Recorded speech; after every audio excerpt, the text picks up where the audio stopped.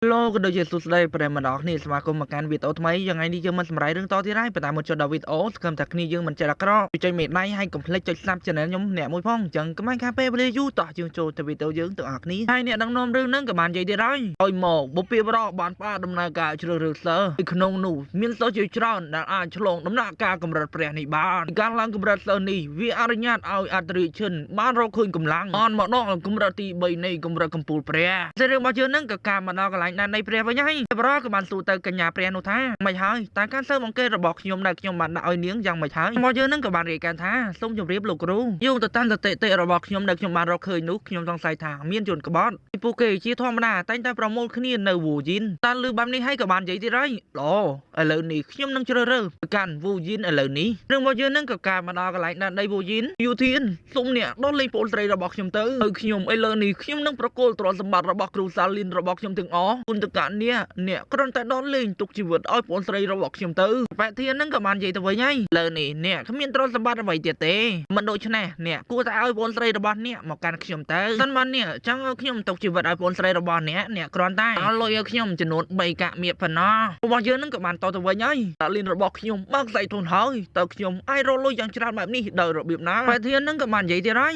យក្រែងអ្នកនៅសល់ផ្លាំងដីប្រហែលផ្លាំងដែរមែនទេនេះហើយតោះអ្នកចូលទៅលេងល្បែងទៅក្រែងលោកវាអាចជាផ្លូវសង្គ្រោះជីវិតរបស់អ្នកបានណាក៏ដោយនេះគឺជាគំនិតរបស់ខ្ញុំដែលខ្ញុំចង់ឲ្យប្អូនស្រីរបស់អ្នកនៅមានជីវិតប៉ុណ្ណោះរឿងនេះវាអាស្រ័យទៅលើអ្នកទេថាអ្នកស្ដាប់បានឬក៏មិនបានតែធានហ្នឹងក៏បានកើតក្នុងចិត្តទៀតហើយណាក៏ដោយឯងមិនអាចយកឈ្នះបានល្បែងនោះបានទេដោយសារតែពួកគេគឺជាគ្នាខ្ញុំតតែមួយជំហានប៉ុណ្ណោះលីនណានខ្ញុំធានាថាឯងមិនអាចក្រោកឈរជាអ្នកមានម្ដងទៀតទេរឿងរបស់យើងហ្នឹងក៏ការមកដល់កន្លែងប្រព័ន្ធក៏បានតបទៀតហើយណាការជីវិតរបស់លីនណានកើតនៅក្នុងត្រកូលលីនគាត់គឺជាអ្នកមានដែលមានទ្រព្យសម្បត្តិយ៉ាងច្រើនមហាសាលតែគាត់មិនបានរើសអាហារឬសម្លៀកបំពាក់អ្វីឡើយតែប្រធានរបស់យើងវិញគាត់គឺជាក្មេងទំនើងដូច្នេះគាត់មានគម្រោងរឹបអូសទ្រព្យសម្បត្តិរបស់គ្រូសាលីនគេបានរកគំនិតជាមួយជនក្បត់ផ្សេងទៀតនៅលើវាលថ្មបានខុសខិតគ្នាដើម្បីធ្វើជាវីរបុរសជួយស្រីសានពេលដែលពួកគេធ្វើបែបនេះបានយកបេះដូងរបស់កញ្ញាឆាងគឺជាមនុស្សស្លូតត្រង់នោះឆ្នេះហើយប្រធានរបស់យើងនឹងបានខ្លាយទៅជាកូនប្រសាររបស់គ្រូសាលីនដោយបានជោគជ័យគាត់ថែមទៀតខុសខិតជាមួយនឹងអ្នកក្រៅដើម្បីរឹបអូសគ្រូសាលីនថែមទៀតផ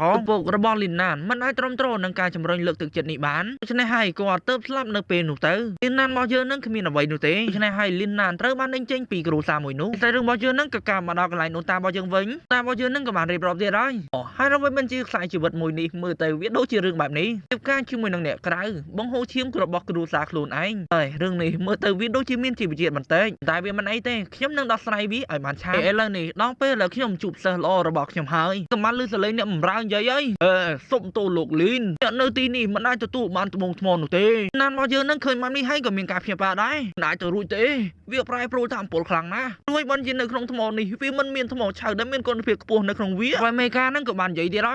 យលោកណានខ្ញុំជឿថាអ្នកមិនទាន់មានសំណាងនោះទេតែកម្មសិទ្ធិរបស់អ្នកឥឡូវនេះវាបានទទួលមកដល់ខ្ញុំហើយបានធ្វើប្រណានរបស់យើងនឹងអត់មានការសុខចិត្តទេប៉ុន្តែភ្លាមនឹងក៏មានដូតាជើងចេញមកដល់ហើយសួស្ដីអ្នកនរគ្នាឥឡូវនេះតាមសិស្សល្អរបស់ខ្ញុំលីនណាននៅទីនេះទេហើយមេកានឹងក៏បាននិយាយទៀតហើយតើអ្នកគឺជានរណាគេមិនក៏នេះហ៊ានចូលທາງល្បែងរបស់ខ្ញុំដោយគ្មានការអនុញ្ញាតបែបនេះតែរបស់យើងនឹងក៏បានតទៅវិញហើយសិស្សល្អរបស់ខ្ញុំលីនណាននៅទីនេះហេតុអ្វីបានជាខ្ញុំគឺជាគ្រូណានាំកូនសិស្សរបស់ខ្ញុំចេញពីទីនេះដោយសារតែពួកគេកំពុងតែលេងខូចកូនសិស្សរបស់ខ្ញុំមេកានឹងអត់មានការសុខចិត្តទេឯងគឺជាជនបោកប្រាស់ឯងហ៊ានបោកប្រាស់ពួកយើងនៅទីនេះផងរបស់យើងលឺបែបនេះហើយក៏មានការខឹងដែរឯងនៅតែមាត់រឹងទៀតមែនទេឃើញហើយថាដូនតារបស់យើងនឹងក៏វាតែមកខ្វាញ់ទេថ្មទាំងនោះគឺថាបែកបាក់ភ្លាមតែម្ដងក៏ឃើញណាថាថ្មទីនោះទាំងអស់អត់មានថ្មនៅខាងក្នុងនោះទេបានធ្វើលីនណានរបស់យើងនឹងមានការកើតក្នុងចិត្តទៀតហើយប្រែថាពួកគេគឺជាពួកបោកប្រាស់មែនទេហើយកែនេះគឺជាព្រោះតាំងតើអ្នកមានអ្វីមកបញ្យល់ខ្ញុំដែរឬទេនេះឆាប់ប្រគល់បានកម្មសិទ្ធិរបស់ខ្ញុំត្រឡប់មកវិញភ្លាមតែបែមេកានឹងក៏បាននិយាយទៀតហើ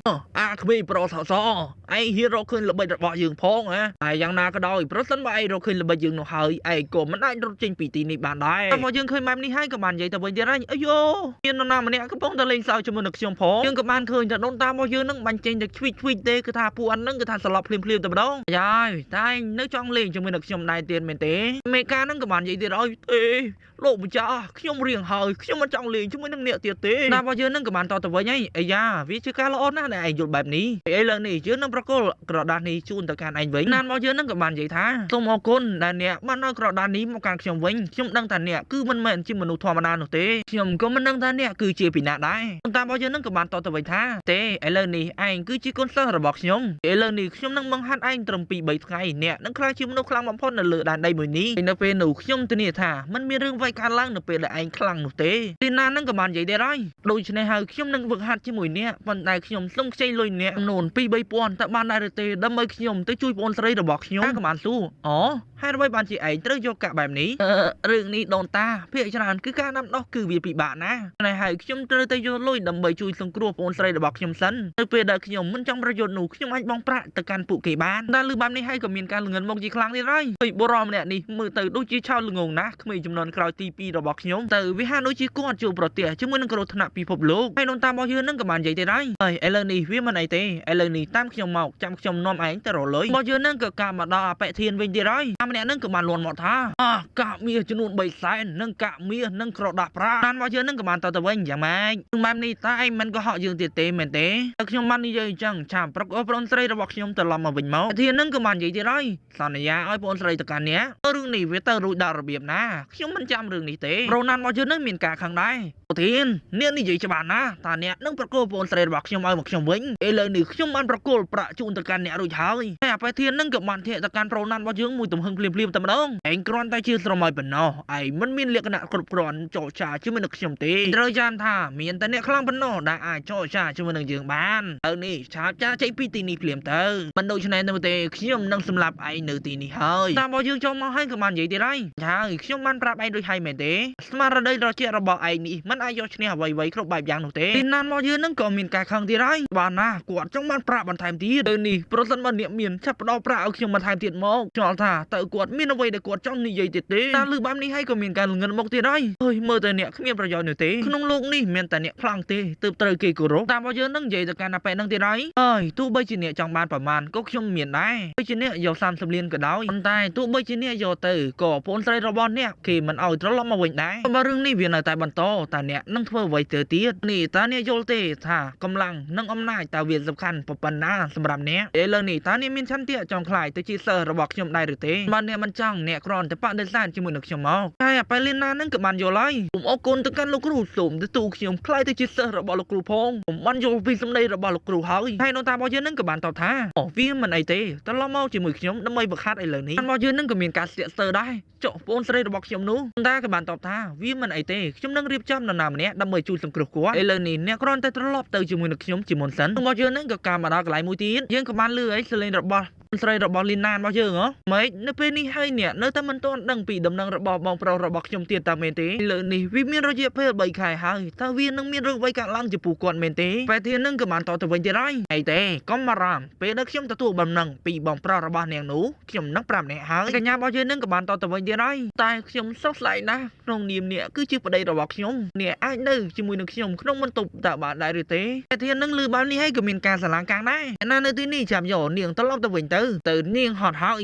ឲ្យនាងសម្រាប់វិញទៅបានធ្វើកញ្ញារបស់យើងនឹងស្រ័យជាខ្លាំងវិញហើយធ្វើបានជាអ្នកមិននៅបន្ទប់ជាមួយនឹងខ្ញុំបានរៀបការជាមួយនឹងអ្នកហើយប៉ុន្តែអ្នកមិនបានចូលបន្ទប់ជាមួយនឹងខ្ញុំទេហើយអាប៉ែធានរបស់យើងនឹងក៏មានការកើក្នុងចិត្តទៀតហើយមនុស្សស្រីម្នាក់នេះគ្មានតម្លៃសម្រាប់ខ្ញុំនោះទេរៀបការជាមួយអ្នកគឺចង់បានតែទ្រព្យសម្បត្តិរបស់អ្នកប៉ុណ្ណោះគេនឹងក៏បាននិយាយទៅកាន់មេការរបស់គេទៀតហើយបានថ្ងៃមកនេះសូមអ្នករងចាំមើលនាងកុំឲ្យនាងរត់ទៅណាឯសោះបានជាលោកម្ចាស់ឥឡូវនេះខ្ញុំបានឲ្យគេឃ្លាំមើលនាងរួចទៅហើយប៉ុន្មានថ្ងៃទៀតខ្ញុំនឹងលក់នាងទៅកាន់លោកហួយធានរបស់យើងលើបែបនេះហើយក៏មានការសប្បាយចិត្តខ្លាំងតែរឿងនេះវាពិតជាល្អណាស់រឿងរបស់យើងនឹងយើងក៏បានឃើញថាកូនចៅរបស់ដូនតានឹងបានមកជួយកញ្ញារបស់យើងនឹងក៏បានស៊ូដែរតែអ្នកគឺជានរណាគេចៅរបស់ដូនតារបស់យើងនឹងក៏បានតបហើយអ្នកនាងកុំខ្លាចអីយើងមកទីនេះតាមបញ្ជារបស់បងប្រុសរបស់អ្នកដែលបានបញ្ជាឲ្យយើងមកហើយយើងក៏បានឃើញថាកូនចៅរបស់ដូនតារបស់យើងនឹងក៏បាននាំកញ្ញានឹងទៅកាន់ដែនដីរបស់ដូនតារបស់យើងនឹងក៏បានស៊ូហើយហើយអ្វីបានជាបងប្រុសមិនត្រឡប់ទៅផ្ទះវិញវាជាប្តីល្អរបស់អ្នកតែប្តីល្អរបស់អ្នកនោះមិនបានអនុញ្ញាតឲ្យខ្ញុំត្រឡប់ទៅវិញនោះទេរបស់យើងលើកបែបនេះហើយក៏មានការភ្ញាក់ផ្អើលខ្លាំងមែនទែនម៉េចប្តីធានបានប្រាប់ខ្ញុំថាកំពុងតែមានបញ្ជូនមនុស្សទៅផ្ទះឲ្យទៅរកកន្លែងរបស់បងប្រុសគាត់ក៏បានប្រាប់ខ្ញុំ ខ្ញុំតែថាគាត់មិននឹងអំពីកន្លែងលាក់ខ្លួនរបស់បងប្រុសនោះទេរបស់គេនឹងក៏បានតទៅវិញហើយខ្លួនឡើងបងស្រីប្រូធានមួយនេះមិនមែនគឺជាមនុស្សល្អនោះទេសារលីនរបស់ពួកយើងធ្លាក់ចុះបែបនេះគឺមិនមែនគឺដោយសារតែពួកយើងនោះទេគឺដោយសារតែប្តីរបស់អ្នកទាំងអស់កញ្ញារបស់យើងនឹងគឺអត់មានការស្ដាប់នោះទេតែទេអ្នកប្រកាសជាមានការរើសអើងចំពោះប្តីរបស់ខ្ញុំនោះហើយរបស់ខ្ញុំគឺជាមនុស្សសុភាពដែលមនុស្សគ្រប់គ្នាធ្លាប់ស្គាល់ដូច្នេះហើយប្តីខ្ញុំគាត់គឺជាមនុស្សល្អតែពួកគេនឹងក៏បានឆ្លោះគ្នាទៅវិញទៅមកយកខុសយកត្រូវរៀងៗខ្លួនអីចឹងណារួចហើយរឿងរបស់យើងនឹងក៏សូមបញ្ចប់ត្រឹមហ្នឹងសិនយ៉ាងបើសិនបើគ្នាយើងចង់មើលភាគតភ្លេចឲ្យមេដៃហើយកុំភ្លេចខមមិននៅក្រោមវីដេអូខ្ញុំបាននឹងផងបើសិនអ្នកនរគ្នាចង់បានភាគតចឹងពីខ្ញុំបានរៀនសម្រាប់រឿងចាំជួបគ្នាវីដេអូក្រោយ